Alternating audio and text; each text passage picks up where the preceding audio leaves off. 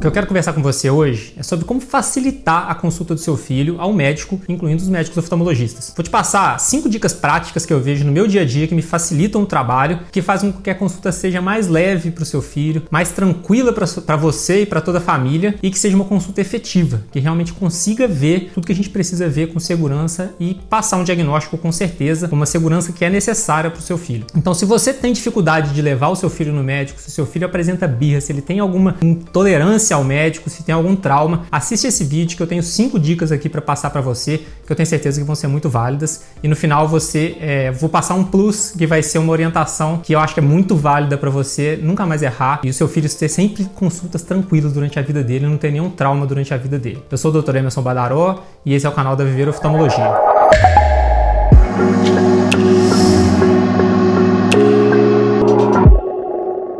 A dica número 1 que eu quero passar para você é que eu acho que vale muito a pena você explicar para o seu filho o que vai acontecer. Você tem que falar para ele, você tem que conversar com o seu filho antes de ir para a consulta.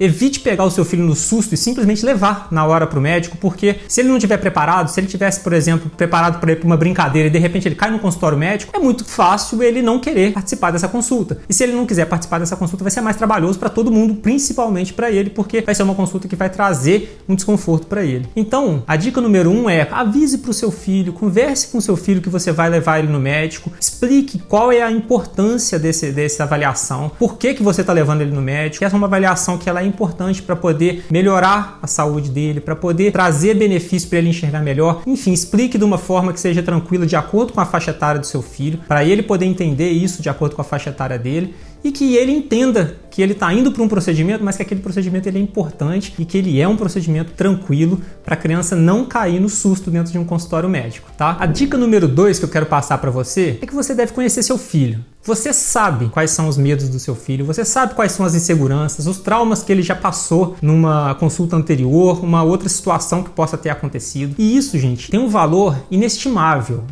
Vocês, como pais, conseguem entender os filhos de uma forma muito profunda e conseguem saber quais são as inseguranças do filho para poder ir no médico. Então, use esse conhecimento para você fazer a escolha do médico adequado, para você fazer a escolha do momento do dia. Se é uma criança que é mais diurna, você marca uma consulta de manhã. Se é uma criança que você sabe que ela está mal-humorada de manhã, marque a consulta para de tarde. Enfim, jogue com o conhecimento que você tem, da informação que o seu filho te entrega, para você poder escolher a melhor forma de poder levar ele no médico e evitar levar a criança numa hora que ela não está bem-humorada, numa hora que ela não está passando bem, num dia que ela não está querendo ir e numa hora, num tipo de médico que às vezes uma clínica que tem mais gente, que é mais tumultuada. Enfim, isso deve ser muito avaliado. Então a dica número 2 é: conheça o seu filho e use as informações que você tem de conhecimento para poder escolher a forma correta de marcar a consulta, a melhor forma que vai ser para ele ir para essa consulta. A dica número 3 que eu tenho para você, gente, é: por favor, não fale mentira pro seu filho. E quando eu falo mentira, eu não tô falando que é uma mentira maldosa, e sim uma mentira que muitas vezes a gente fala com boa intenção, mas que no final das contas traz malefícios no longo prazo. Por exemplo, se você vai levar ele no oftalmologista e vai ter que pingar o colírio, fala que vai pingar o colírio. Não fala que vai... Não pinga o colírio no susto, não fala que não vai ter que pingar o colírio, não fala que o colírio não arde, porque ele arde um pouquinho, a gente sabe que arde um pouquinho, mas que passa rápido. Então eu sempre sou a favor de falar a verdade pra criança. Avisa pra ela. Voltando à dica número 1, né? É importante a consulta, a gente vai pingar o colírio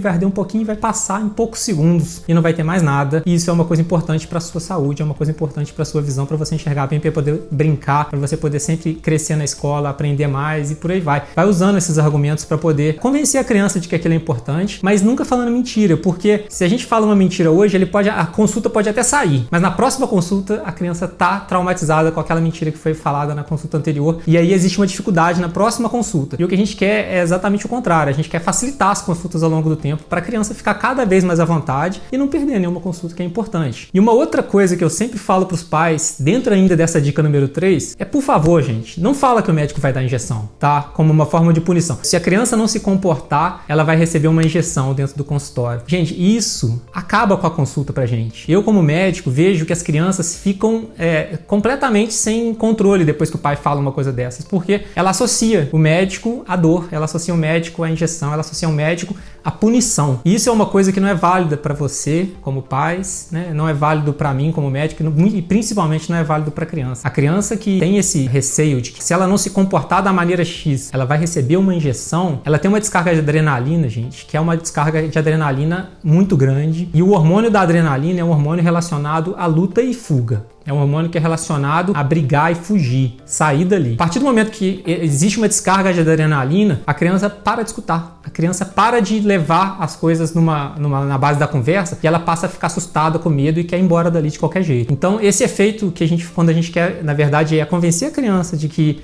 ela deve se comportar, isso tem que ser buscado de uma forma diferente, porque essa busca na forma da ameaça da injeção, a busca da ameaça na forma como se o médico fosse fazer uma punição, traz efeitos deletérios naquela consulta, mas principalmente vai trazendo efeitos deletérios no longo prazo, e essa criança vai ter dificuldade no futuro para ir no médico novamente. Então, por favor, a dica número 3 é não fala o que não vai acontecer, fala as verdades, fala que vai acontecer, que aquilo é importante e, por favor, não fala que o médico vai punir a criança se ela não se comportar de uma maneira X. A quarta dica que eu quero passar para você é para você valorizar os sentimentos do seu filho. Isso é uma coisa, gente, super importante.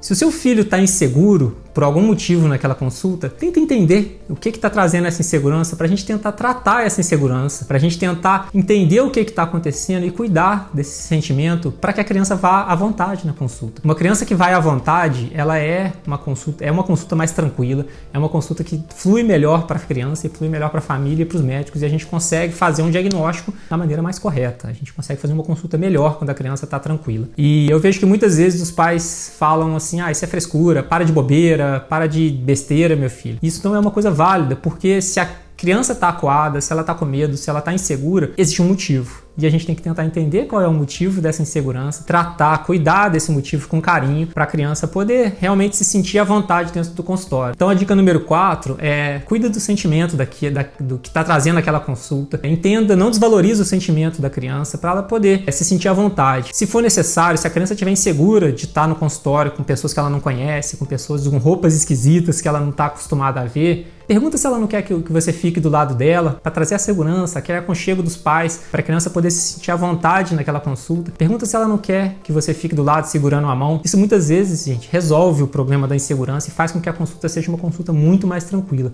Então, dica número 4, não desvalorize os sentimentos, valorize o que a criança está sentindo e trate esses sentimentos com carinho para a criança poder fluir bem nessa consulta. E a dica número 5, a última dica, é uma dica que ela já é para casos que nada deu certo anteriormente. Que é uma dica que eu falo, se for necessário, negocie com seu filho. Se você sabe que seu filho está com uma dificuldade de ir no médico e que se você der um picolé no final da consulta, ele vai se sentir mais agradável, ele vai se sentir mais feliz, não tem problema, gente. Dê esse picolé para a criança, negocie com ele, faça com que esse momento seja um momento mais tranquilo, mais lúdico para a criança. Eu me lembro que quando eu era pequena, minha mãe me levava no dentista, me levava no médico, me deixava escolher um picolé quando eu saísse de lá. Isso não faz com que a criança fique uma criança mimada, não faz com que ela fique uma criança que ingrata, nada disso. Simplesmente faz com que ela associe consultas médicas com coisas boas, com coisas que ela gosta. Então, eu não acho isso uma coisa errada, eu acho que tem hora que isso é muito válido e que isso traz efeitos muito positivos para a consulta ficar mais tranquila, para a criança poder levar aquilo ali de uma forma mais tranquila. Então a dica número 5 é, se você achar necessário, negocie e cumpra a sua promessa depois que a criança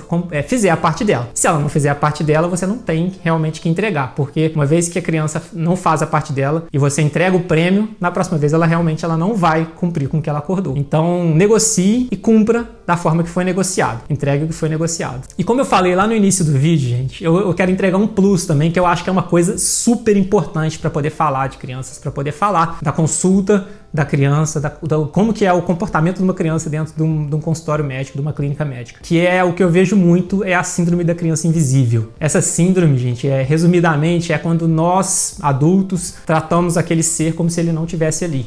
Eu sempre valorizo a criança, eu converso com a criança perguntando o que ela está sentindo, perguntando o que ela está passando, como é que foi o dia dela, como é que está se sentindo ali dentro do consultório, porque se ela foi na consulta, ela é o agente principal daquela consulta, ela é o sujeito principal daquela consulta. E a gente não pode tratar a criança como se ela não estivesse ali. Conversar como se nada tivesse acontecendo e aquele ser fosse um ser invisível que estivesse ali do lado. A criança que está ali, ela sente isso, ela se sente desvalorizada e a criança nunca pode ser tratada como um ser invisível. A síndrome da criança invisível, ela serve para vários aspectos, não só para consultas médicas, e eu gostaria de explicar isso para vocês, que eu acho que isso é uma coisa extremamente válida. Não trate sua criança como uma criança invisível, coloque ela para participar da consulta, que você vai ver que o resultado a longo prazo é cada vez mais positivo e a criança vai ficar bem com as consultas médicas durante a vida inteira dela, sem trauma durante a infância e sem trauma durante a vida adulta, que é uma coisa que a gente vê muito na prática. Um adulto que teve um trauma na infância e até hoje ele não consegue passar por uma consulta médica sem poder ter algum tipo de descarga, sem ter algum tipo de trauma naquela consulta ali. Eu espero que você tenha gostado desse vídeo. São 5 dicas práticas para você melhorar a consulta oftalmológica do seu filho. Se você tiver gostado desse vídeo, compartilha com quem você acha que precisa assistir esse vídeo, para o YouTube entender que esse conteúdo é válido e que ele merece ser visto por mais outras pessoas. E se você tiver interesse em saber mais sobre os outros assuntos oftalmológicos, sobre as outras dicas que eu sempre passo aqui para os pacientes aqui no canal,